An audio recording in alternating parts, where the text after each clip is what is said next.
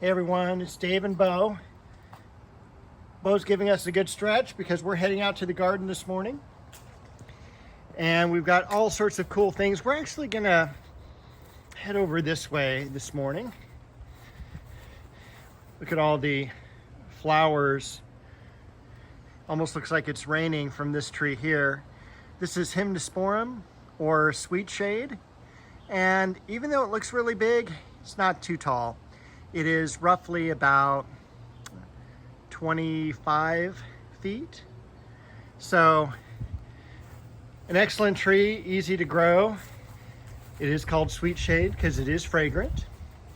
We're going to take a look at this flower bed that I've been working on this past week. Last week you saw that I cut back the lavender and even dug one of them up. And what I ended up doing was flipping this one and this one so that the two larger lavenders were in back.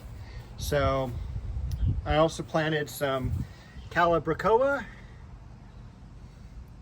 to get some blooms. I got some Isotoma to fill up the space. I remulched everything and also planted some zinnias. And there's Bo. Also an ilex, and I forget the variety, pencil is in the variety name, but I thought that would be good to plant there because it's balanced over here with the other ilex. So I'm going to work on this area next, get that all cleaned up, get all the weeds out of there, and get ready for the summer months. And I can start weeding these beds over here. And let's see, the geraniums are still looking really nice, even though it's been overcast for about 3 solid days. I'm actually surprised that the lavender trumpet vine, which I think there's only a couple of blooms left, didn't bloom all that long this year. Normally it'll bloom 4 to 6 weeks. And this year I think I got maybe 2 weeks out of it, maybe 3. Take a look at that beautiful daylily. Just love that apricot color to it. And a ton of buds coming up. So I'll look forward to seeing that in the video next week. The lemon balm, also looking great. Japanese maple. Nice base of ferns underneath. Got some majuga beginning to look good again. Even the orchid we got from Andy's Orchids still in bloom. And we did that trip, was it a month or 2 ago? The Dahlia, outstanding. The Creeping Charlie, creeping too much. I need to get that pulled back because it is going into the yard and it's easy to pull up, but if that starts rooting, that can be a problem because it will go beneath the mower blades and start to creep that way. So I want to keep it out of the yard. Look at all the Alstroemeria blooms. I mean, this is why Alstroemeria is such an amazing plant. Comes up every single year. Used to be really exotic when we first started selling it back in the 80s and 90s, and now it's a lot more commonplace, mainly because it's so hardy. And even when we're dealing with a variegated plant, which variegated plants tend to be a little bit more on the weaker side, this one is stellar still. You can't miss it. We do have the variegated Jacob's ladder back here, and the red vein chard. The heliotrope, let's see if we can get a better view of that. Again, just glowing blooms, and I love the fragrance on the heliotrope. It is a little bit more old-fashioned, not as old-fashioned as Bo, as she scratches her head. I'm looking forward to the blooms on this, the bee balm or Monarda. Acer palmatum shishigashira. and also that beautiful heliotrope back here. Tons of blooms on the pomegranate, and I can't wait to see what that does this year in terms of fruiting. We've got some buds on the Shasta daisy, and I think that's all I want to talk about there. Last week I did plant this, I think it was in last week's video, the Magnolia Solangiana Elizabeth, and that has yellow flowers. I still need to work a little bit there on the ground and everything. Put a little bit more soil up against the root ball. My Japanese maple bloodgood, the clivia, all done blooming. Got to take the bloom stalks out now. But take a look at the gardenias. This is the ever-blooming variety Vichai. Got the Pittosporum tenuifolium. We got the Jatropha, both the blossom, and it's showing some leaves, and it's actually showing some leaves all over, so I'm really happy with that. I just need to get the weeds out of there.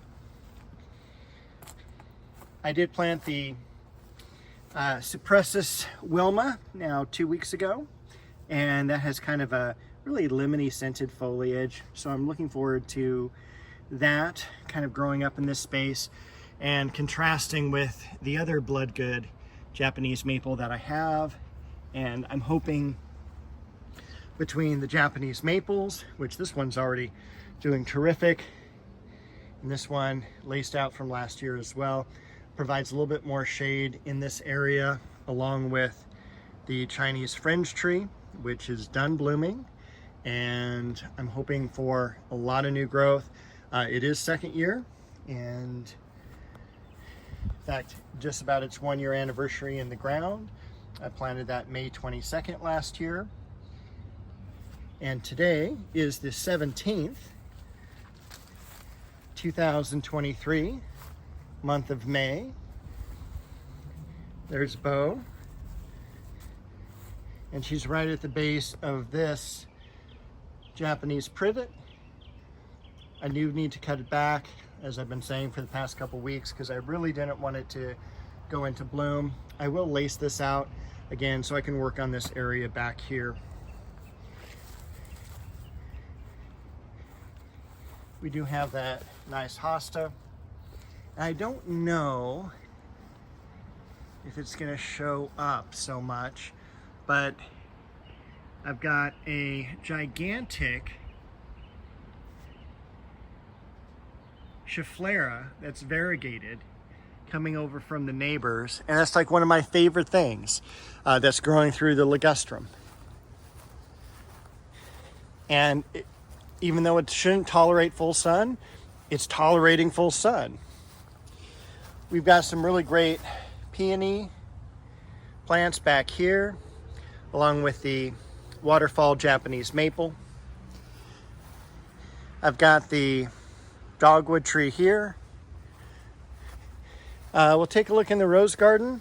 You can definitely see the remnants now of the scilla bulbs. And I think these were Spanish bluebell, I heard was the common name. Those can be taken up now. We've got the Westringia. We're getting a lot of drop as well right now of apples, which is actually perfect because as we get closer to the month of May, we get what's called, or closer to the month of June, we get the June drop. And it is common for fruit trees to thin out their harvests. I mean, I still have, just a ton of apples on this tree, and this is Anna. It's a great producing tree for low chill places, which is definitely where I live in Southern California.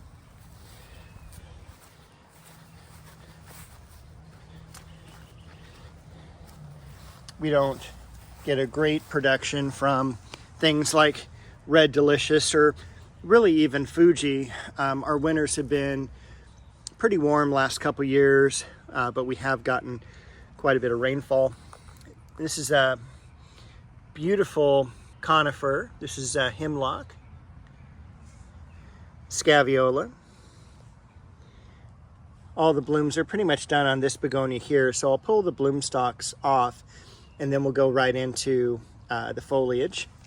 Feed that as well. Bow guarding the Corsican mint. Absolutely love that Chamaecyparis. Got a few blooms on the carnation, a few buds on the daylily. Dahlia definitely coming up for a second year. Lamb's ears. Look at the bloom stalks on this. This is perfect moment. And there must be a dozen blossoms coming up on that. And that beautiful one right there as well. Also look at the lilies. This year the lilies have just done outstanding. Beautiful Shastas. Fragrant plum. Still have some blooms left up here on the crabapple, and actually a few crabapples beginning to set. This is the second year, so I'm not really expecting anything per se to really fruit on the crabapple. Third year is where you want most of your fruit trees to produce. We have some buds being set on these lilies here. And again, they've come up with a vengeance this year. This is Casablanca, so it's going to be the large trumpet white flowers. Looks like all the blooms are pretty much done on the almond bush. I'm going to clean that up. Probably even stake it as well, because this will get to be kind of like a tree form. The plum tree is doing okay. Few leaves, but unfortunately that will probably go this coming winter. We'll figure out what to replace it with later. This is my favorite lily. It's going to be a double pink, very fragrant. And then I'm really excited for these as well. Again, they've come up with a vengeance, double the size that they were last year. And this is the Oriental tree lily and apricot, if I remember correctly. Creeping geranium. I was a little concerned about the barberry, the berberis there, but they've come back. The first blooms on the Lynn Anderson are about done, and the blooms are done on the cherry tree, but we are having them leaf out now, so that's the good news. Have a nice bearded iris there. And this is the Caprasma mirror plant. Again, just thrilled with the dwarf heather there in the white. Just such an easy plant to grow. Got the apricots back there. And again, this is second year in the ground, so really not expecting any fruit. I'm mostly looking at the growth of it, wanting to make sure that we do have some branches that are going this way and filling up the space that I need it to fill. We've got some liriope and sedum back there. The foxglove over here blooming, not as good as last year, but that's okay. Variegated oregano there. The climbing Cecile Bruner is pretty much done, so I'm going to go ahead and cut that back to the arbor. Nice leafing out on the nectarine and peach.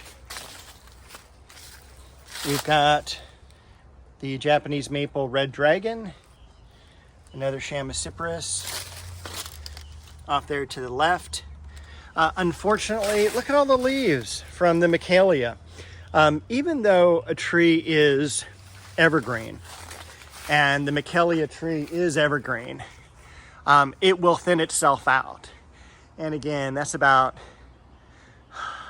25 feet tall, even though it looks taller from the camera angle. It really isn't. Also, that's a gumdrop bay tree. I need to cut that back as well, and since I got to remove all the leaves, probably a good time to cut that back and shape it. Lemon tree over here, that's a dwarf Meyer lemon. Probably a little bit too much shade here, so it may be moved out to a more sunny area. I did buy a couple more plants, no big surprise there. So let's head over here real quick. I should have done this earlier. We've got a salvia greyi.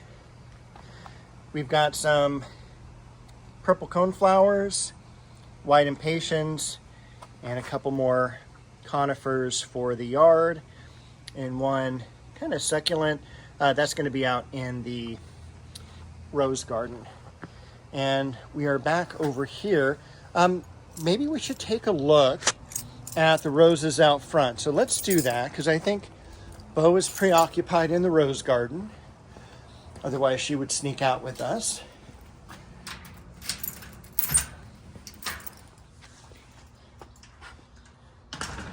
All right. So the wisteria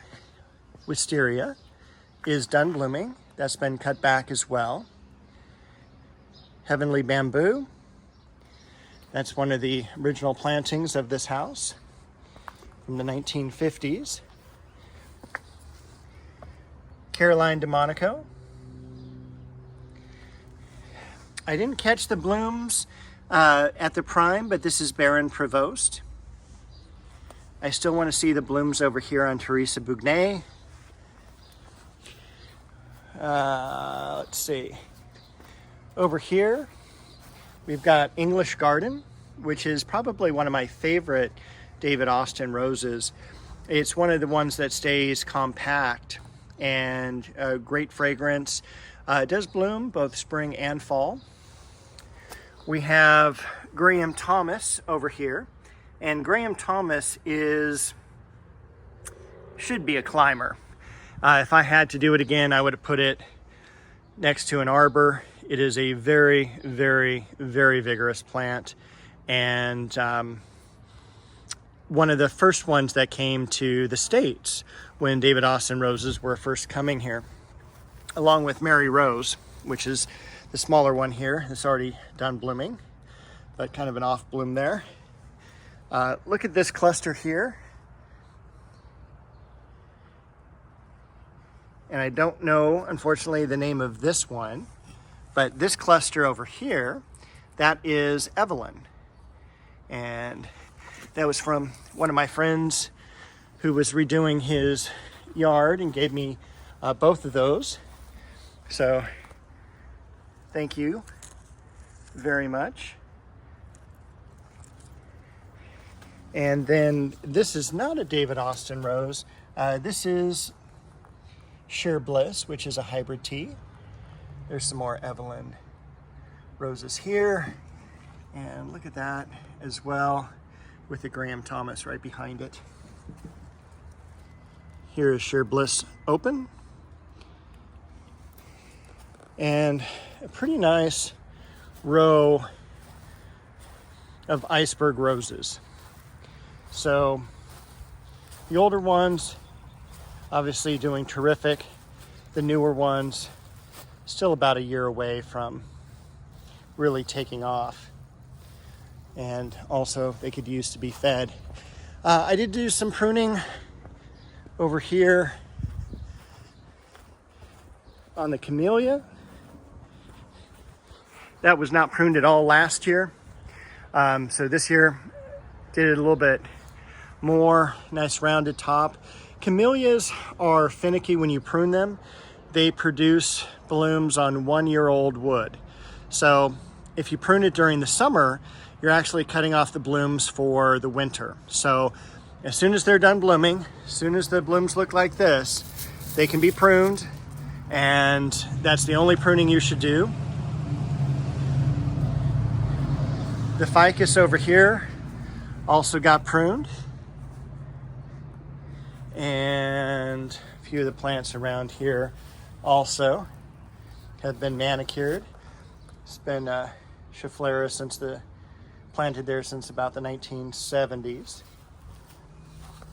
And that's a Pittosporum pinky, I believe is the variety name. It is one of the first dwarfs, but look at that branching structure down there. Look how old that is. All right, and with that, my friends, I think I'm going to leave you for the day. I will be back next week with another gardening video.